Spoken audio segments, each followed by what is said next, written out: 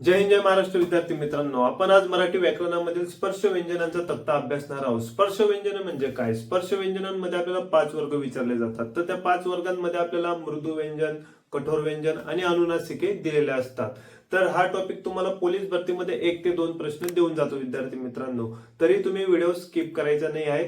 तर आता आपण तक्त्याकडे वळूया. चला. विद्यार्थी मित्रांनो, स्क्रीनवर दिसत असणारा स्पर्श व्यंजनाचा तक्ता आहे. तर या तक्त्यामध्ये स्पर्श व्यंजने आपल्याला दिले आहेत. तर आपल्याला स्पर्श व्यंजने म्हणजे काय ते माहिती पाहिजे विद्यार्थी मित्रांनो. पहिले तर स्पर्श व्यंजने म्हणजे काय? ज्या वर्णाचा उच्चार करताना मुखातील कोणत्याही तरी अवयवाशी म्हणजे जीभ, कंठ, दात आणि ओठ इत्यादी स्पर्श होऊन ज्या व्यंजनांचा उच्चार होतो त्यास आपण स्पर्श व्यंजने असे म्हणतो. तर स्पर्श व्यंजनांना विद्यार्थी मित्रांनो वर्गीय व्यंजने असेही म्हणतात, कारण याच्यामध्ये आपल्याला 5 वर्गांचा काय केला जातो? समावेश केला जातो. ते म्हणजे कोणती कोणती? क, च, ट, त आणि प. ही 5 वर्ग असतात विद्यार्थी मित्रांनो. तर आपण आता बघूया स्पर्श व्यंजने. एकूण स्पर्श व्यंजने 25 असतात विद्यार्थी मित्रांनो. तुम्ही बॉक्समध्ये कधी बघत असणार तर आपल्याला 25 ही स्पर्श व्यंजने दिलेली आहेत. तर याच्यामध्ये आपल्याला कठोर व्यंजन, मृदू व्यंजन आणि अनुनासिके दिलेली असतात. तर त्याच्यानंतर बघा कठोर व्यंजन आपल्याला दिली आहेत. तर कठोर व्यंजन म्हणजे किती? कठोर व्यंजन आपल्याला 13 दिलेली असतात. त्याच्यानंतर मृदू व्यंजन किती? मृदू व्यंजन आपल्याला 21 दिलेले असतात. हे विद्यार्थी मित्रांनो लक्षात ठेवा. आणि अनुनासिके आपल्याला किती दिलेले असतात? 5 दिलेले असतात. तर आता आपण बॉक्समध्ये जाऊ.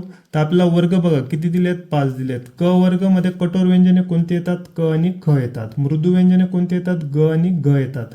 आणि अनुनासिक कोणते येते? ड येते.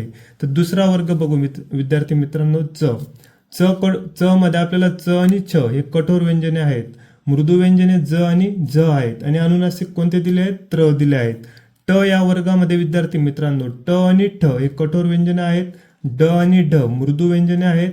आणि अनुनासिक कोणते दिले आपल्याला? न दिलेले आहेत. नंतर विद्यार्थी मित्रांनो त हा आपला चौथा वर्ग. त आणि थ हे कठोर व्यंजने दिले आहेत. द आणि ध हे मृदू व्यंजने दिले आहेत. न हे अनुनासिक दिलेले आहेत. शेवटचा आपला वर्ग कोणता विद्यार्थी मित्रांनो? प. प ह्या वर्गामध्ये प आणि फ हे कठोर व्यंजने असतात. मृदू व्यंजने ब आणि भ असतात. आणि अनुनासिक कोणते असते विद्यार्थी मित्रांनो? म असते. हे लक्षात घ्या.